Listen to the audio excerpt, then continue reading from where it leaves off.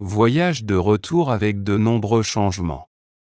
Peut-être que j'ai ici ce dont vous avez besoin. Vous voulez améliorer votre français, n'est-ce pas? Suivez ma chaîne, je vous aiderai à devenir meilleur en français chaque jour. Bella s'assit sur le rebord de sa fenêtre, les yeux perdus dans la lueur lointaine des lumières de la ville. Paris, la ville des rêves, avait été sa maison pendant plus d'une décennie. C'était ici qu'elle avait construit sa carrière, fait des amis, et tissé une vie qui, du moins en apparence, semblait complète. Pourtant, ce soir-là, un sentiment de vide envahit son cœur. Elle savait que quelque chose manquait, quelque chose qu'elle avait laissé derrière elle il y a bien longtemps. Elle n'était pas retournée dans son village natal depuis plus de 15 ans. Le travail, les engagements sociaux, et une certaine appréhension de ce qu'elle pourrait y trouver avaient toujours fourni une excuse suffisante pour retarder ce voyage. Mais récemment, une lettre de sa mère lui avait fait réaliser que le temps n'attendait personne. Son père, autrefois fort et invincible à ses yeux d'enfant, n'était plus le même. La santé de sa mère, bien que stable, commençait également à décliner. Ces nouvelles avaient frappé Bella comme une douche froide, la ramenant brutalement à la réalité. Elle savait qu'elle devait retourner au village, même si cela signifiait affronter des souvenirs qu'elle avait soigneusement enfouis. Bella se leva de la fenêtre, se dirigea vers l'armoire, et sortit une vieille valise poussiéreuse. Le bruit de la fermeture éclair qui s'ouvrait résonnait dans l'appartement silencieux. Pendant qu'elle empaquetait ses affaires, elle ne pouvait s'empêcher de se demander comment elle allait se sentir en revenant à l'endroit qu'elle avait autrefois appelé maison. Le lendemain matin, Bella se retrouva à la gare, regardant les trains arriver et partir. Elle n'avait pas pris un train pour le village depuis si longtemps que l'expérience lui semblait à la fois familière et étrangère. Les gens autour d'elle semblaient pressés, concentrés sur leur propre voyage, tandis qu'elle se tenait là, les mains serrées autour de la poignée de sa valise, essayant de calmer les battements rapides de son cœur. Finalement, son train fut annoncé, et Bella monta à bord, prenant place près de la fenêtre. Alors que le train quittait Paris, les paysages urbains commencèrent à faire place à des champs ouverts et à des collines boisées. Bella regardait par la fenêtre, observant les changements du paysage, mais aussi se plongeant dans ses pensées.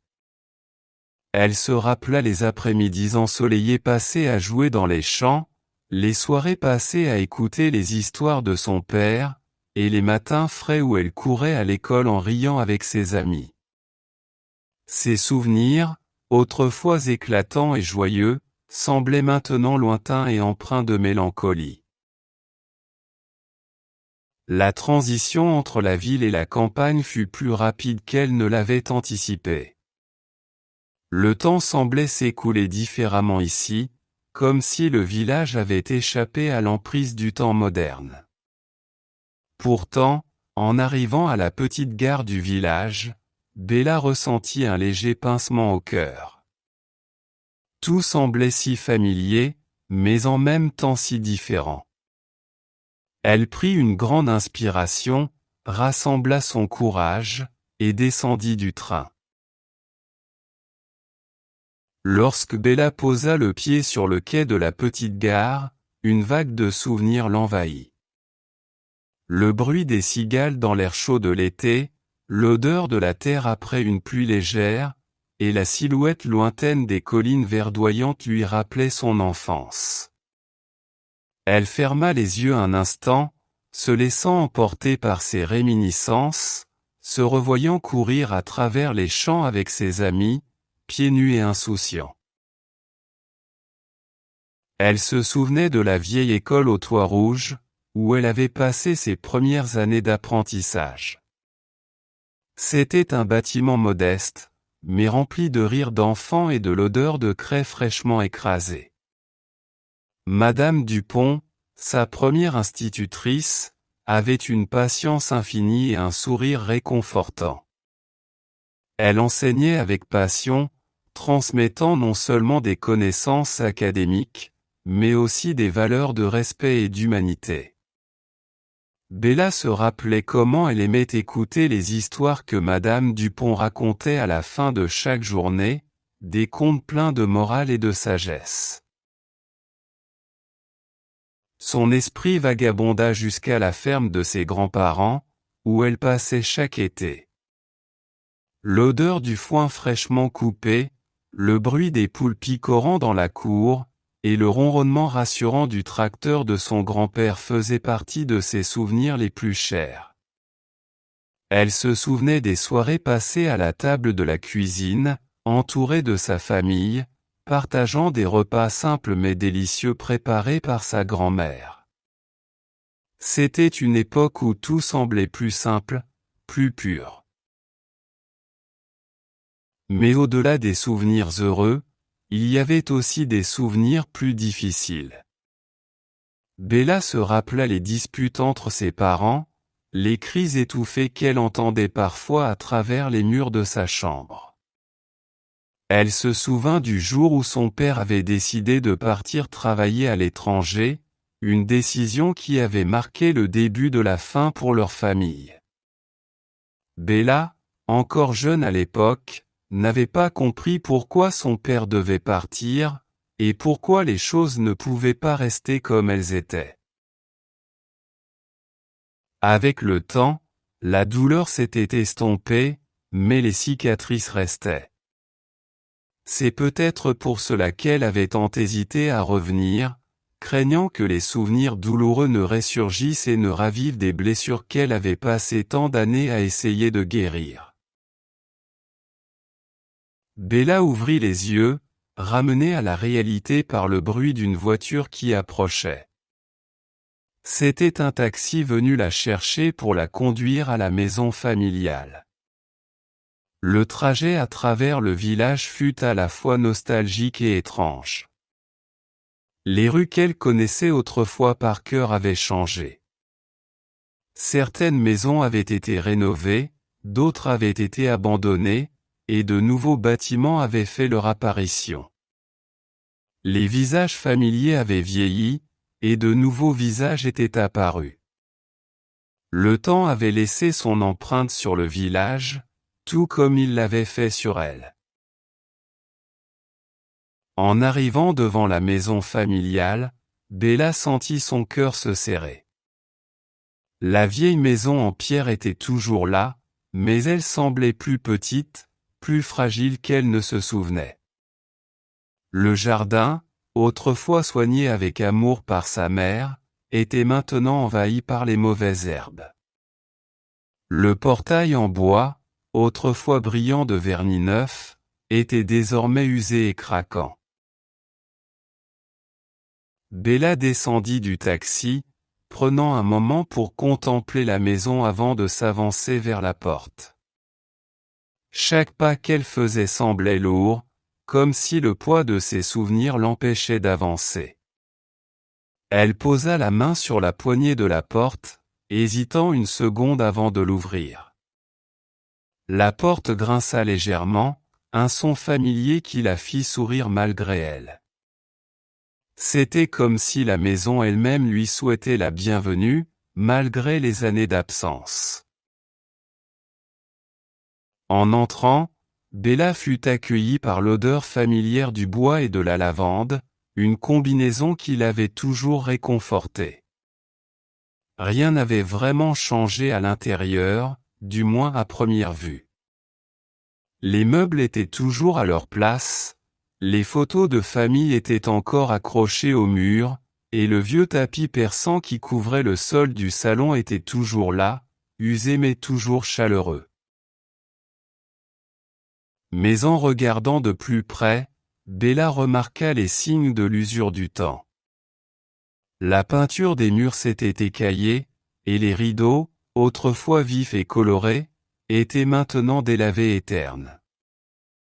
Les livres sur l'étagère étaient couverts de poussière, et la cheminée semblait ne pas avoir été utilisée depuis longtemps. C'était comme si la maison elle-même avait vieilli en son absence, tout comme ses habitants. Bella se dirigea vers le salon, où une grande fenêtre donnait sur le jardin. Elle s'assit sur le vieux canapé en cuir, fermant les yeux un moment pour se laisser envahir par les souvenirs. Le silence de la maison était apaisant, mais aussi lourd de l'absence de ceux qui l'avaient autrefois rempli de vie. Le lendemain matin, Bella décida de faire une promenade dans le village. Elle voulait voir de ses propres yeux les changements qui s'étaient produits au fil des années. En marchant dans les rues pavées, elle remarqua les nouvelles boutiques et les petits cafés qui avaient remplacé les épiceries et les boulangeries d'antan. Les enfants qui couraient dans les rues semblaient plus modernes, habillés à la mode et tenant des smartphones, un contraste frappant avec les souvenirs de son enfance où les jeux en plein air étaient la norme. Elle passa devant l'église où elle avait été baptisée, se rappelant les dimanches matins passés dans la nef à écouter le sermon du prêtre.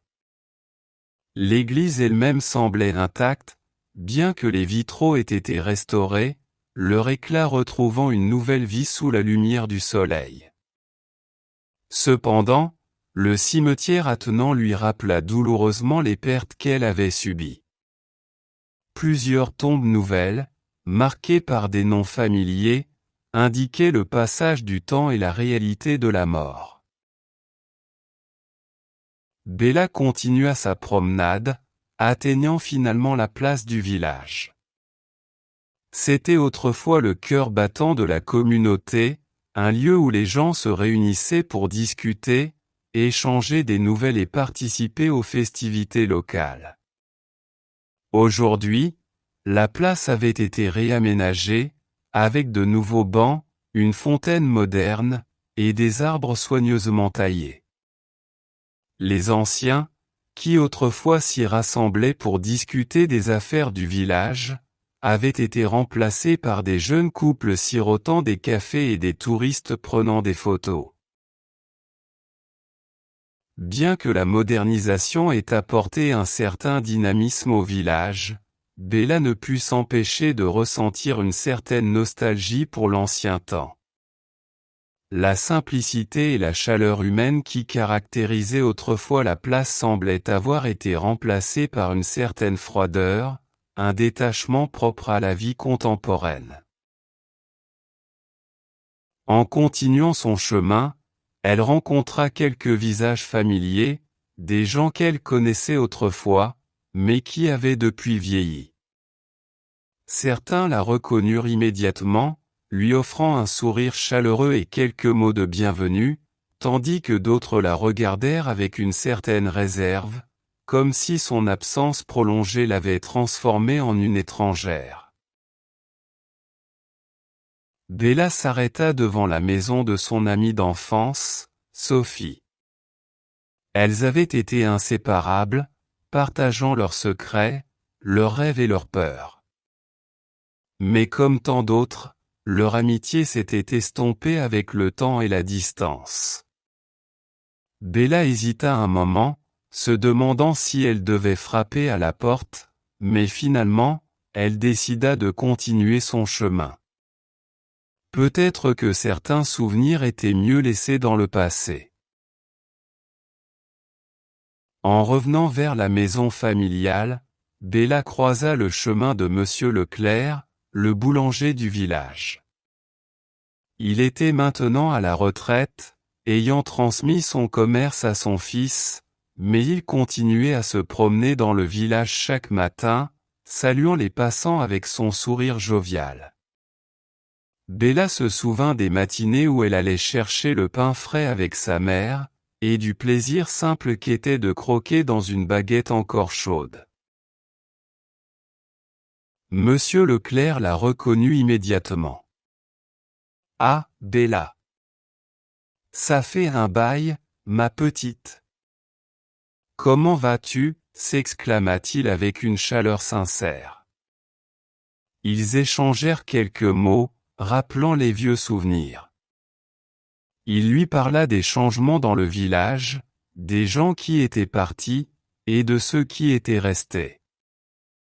Il lui dit aussi combien les choses avaient changé, mais combien certaines traditions avaient été préservées, comme le marché du samedi matin où les producteurs locaux vendaient encore leurs produits. Après avoir discuté un moment avec Monsieur Leclerc, Bella continua sa promenade. Elle passa devant l'école primaire où elle avait appris à lire et à écrire.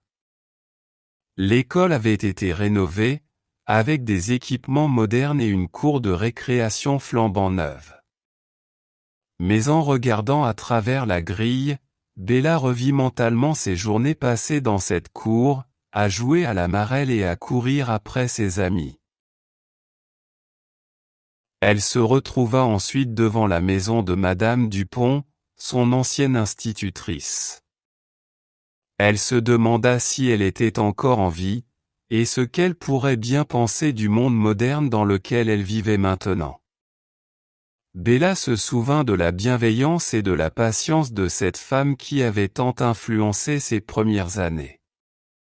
Elle se dit qu'elle devrait peut-être lui rendre visite, si elle était encore là. De retour à la maison, Bella se retrouva seule avec ses pensées. La nuit était tombée, enveloppant le village dans un silence apaisant, seulement perturbé par le bruissement des feuilles dans le vent. Elle s'assit dans le fauteuil de son père, un vieux meuble en cuir usé mais confortable, et alluma une petite lampe à huile qui diffusait une lumière douce et chaleureuse. Les souvenirs affluaient, certains plus vifs que d'autres. Elle se souvint de la fois où elle avait secrètement escaladé l'arbre du jardin pour lire un livre en cachette, se croyant invincible jusqu'à ce qu'une branche se casse et qu'elle tombe, se blessant légèrement au bras. Son père, inquiet mais indulgent, l'avait portée à l'intérieur, lui promettant que tout irait bien. Ces moments, simples et pourtant si significatifs, lui rappelèrent ce qu'elle avait perdu en quittant ce village. Elle réalisa à quel point elle avait été déconnectée de ses racines, de ce qui l'avait autrefois définie. Ce sentiment de perte, de déconnexion, commençait maintenant à s'évanouir, remplacé par une envie de renouer avec ce passé, de redécouvrir ce qui avait été enfoui sous des années de vie citadine. Alors qu'elle réfléchissait à tout cela, elle entendit un léger bruit venant de la cuisine. C'était sa mère, qui s'était levée pour préparer une tisane, une habitude qu'elle avait depuis des années. Bella se leva pour la rejoindre. Elles partagèrent une tasse de tisane en silence, mais dans ce silence, il y avait une compréhension mutuelle, un lien qui, bien que mis à l'épreuve par le temps, n'avait jamais vraiment été brisé. Sa mère lui parla doucement, de sa santé, des petits soucis quotidiens, mais aussi des moments de bonheur simple qu'elle trouvait encore dans sa vie. Bella l'écouta attentivement, reconnaissant la force tranquille de cette femme qui avait tant donné pour sa famille. La conversation dériva naturellement vers son père, et les deux femmes se retrouvèrent à partager des souvenirs de lui, évoquant sa gentillesse, son humour, et la façon dont il avait toujours su les faire rire, même dans les moments les plus difficiles. Le lendemain, Bella décida d'explorer la maison de son enfance plus en détail. Chaque pièce, chaque recoin renfermait des souvenirs. La chambre qu'elle partageait autrefois avec sa sœur était restée presque intacte. Les murs étaient encore décorés des posters de ses groupes préférés de l'époque, et la vieille armoire contenait encore quelques vêtements d'enfant. Elle ouvrit une vieille boîte sous le lit, contenant des lettres, des cartes postales, et des petits objets qu'elle avait collectés au fil des années.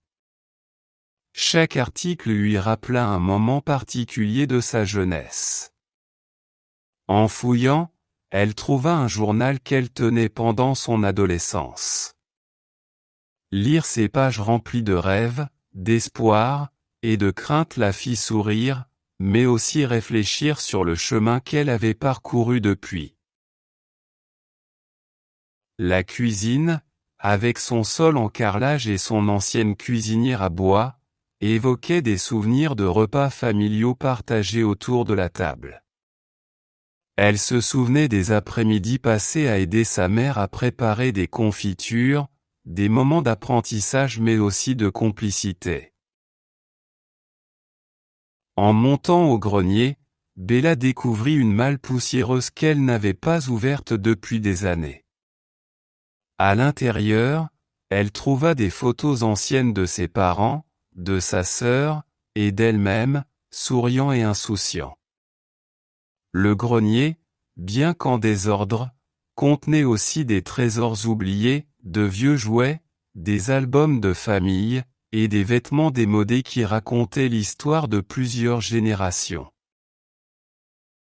Lors de l'une de ses promenades dans le village, Bella croisa enfin Sophie, son amie d'enfance. Après un moment d'hésitation, elles tombèrent dans les bras l'une de l'autre, ravies de se retrouver après tant d'années.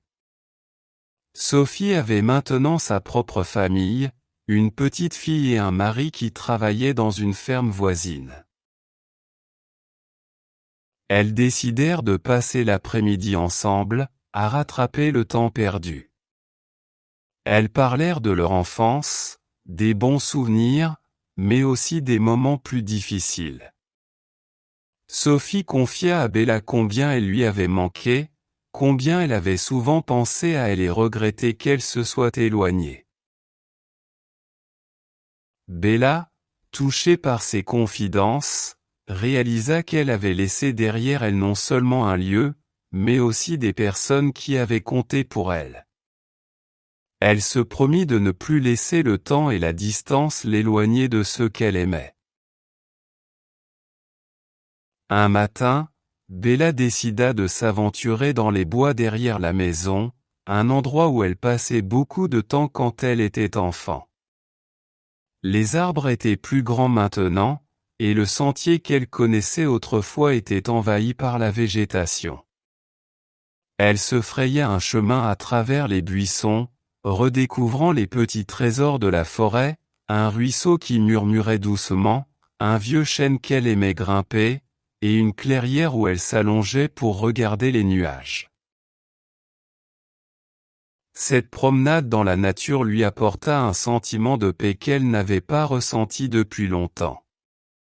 Elle se rendit compte à quel point la ville l'avait éloignée de cette tranquillité, de cette connexion simple et authentique avec la nature. En revenant à la maison, Bella se sentit revitalisée, plus en phase avec elle-même. Elle réalisa que la nature faisait partie de son identité, de ce qui la rendait heureuse, et que le village lui offrait cela, un luxe qu'elle avait négligé pendant trop longtemps. Les jours passèrent, et chaque matin, Bella se réveillait avec une nouvelle perspective sur sa vie. Le retour aux sources l'avait forcée à réfléchir sur ses choix, sur ce qu'elle avait sacrifié en poursuivant sa carrière à la ville. Elle comprit que malgré le succès professionnel, quelque chose manquait dans sa vie, un sentiment d'appartenance, de connexion avec ses racines. Elle passa de longues heures à méditer sur son avenir. Devait-elle retourner à la ville, à la vie trépidante qu'elle avait construite, ou devait-elle envisager un changement, un retour aux sources plus permanent?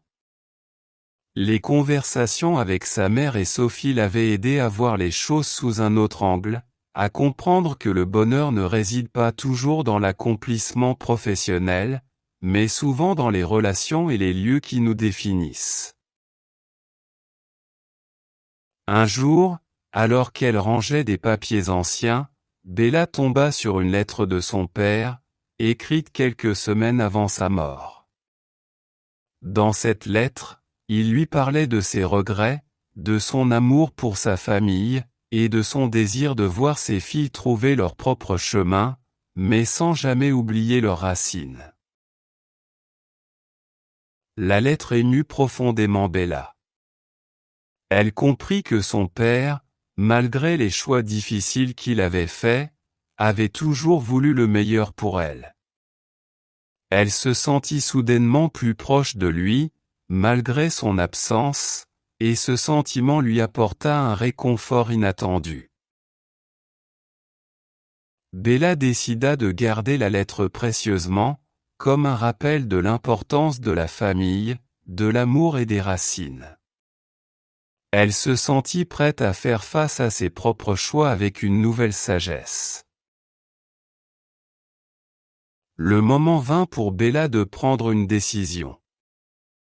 Elle savait que son séjour dans le village touchait à sa fin, mais elle n'était plus la même personne que lorsqu'elle était arrivée.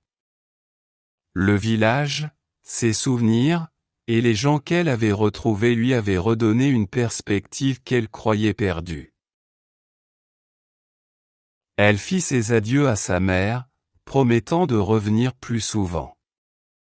Les larmes furent versées, mais c'étaient des larmes de gratitude, de reconnaissance pour ce temps précieux qu'elles avaient passé ensemble. Sophie l'accompagna jusqu'à la gare. Elles se prirent dans les bras une dernière fois, se promettant de rester en contact, de ne pas laisser la distance et le temps les éloigner à nouveau. De retour en ville, Bella se sentit différente.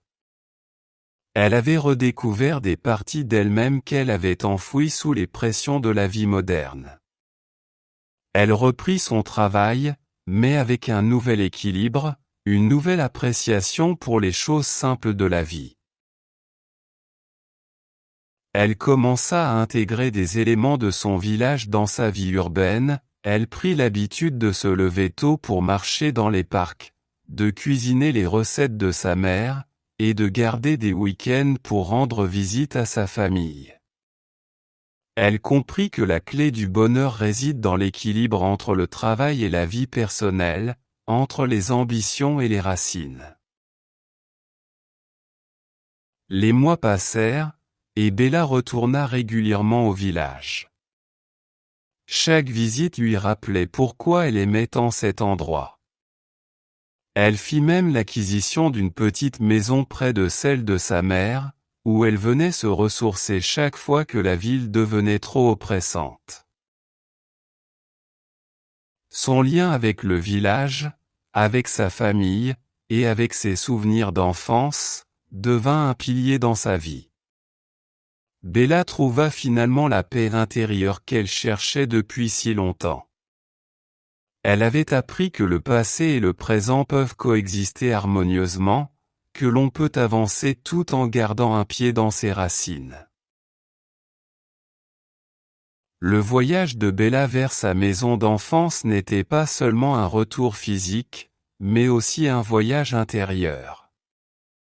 Ce retour aux sources lui permit de retrouver une partie d'elle-même qu'elle avait presque perdue. Elle découvrit que les valeurs qu'elle avait apprises en grandissant dans ce petit village étaient toujours en elle, prêtes à l'aider à naviguer dans le monde complexe des adultes. Bella trouva un nouveau sens à sa vie, un équilibre entre le passé et le présent, entre la ville et le village, entre les ambitions professionnelles et les valeurs familiales. Elle avait redécouvert que le véritable bonheur ne réside pas seulement dans le succès, mais dans la capacité à rester connecté à ses racines, à ceux qu'on aime, et aux leçons apprises en cours de route. Ainsi, chaque visite au village renforça ce lien, ce sentiment d'appartenance, et lui rappela que, peu importe où elle allait, elle avait toujours une maison, un endroit où elle était aimée et où elle pouvait être elle-même. Ce voyage fut, au final, une découverte de soi, un rappel que les choses simples de la vie, souvent négligées, sont celles qui apportent le plus de joie et de satisfaction. Avec ces leçons précieuses, Bella était prête à affronter tout ce que la vie lui réservait, sachant qu'elle avait une base solide sur laquelle s'appuyer. La maison, le village, la famille où tout cela faisait partie de qui elle était, et elle chérissait cette découverte comme un trésor inestimable.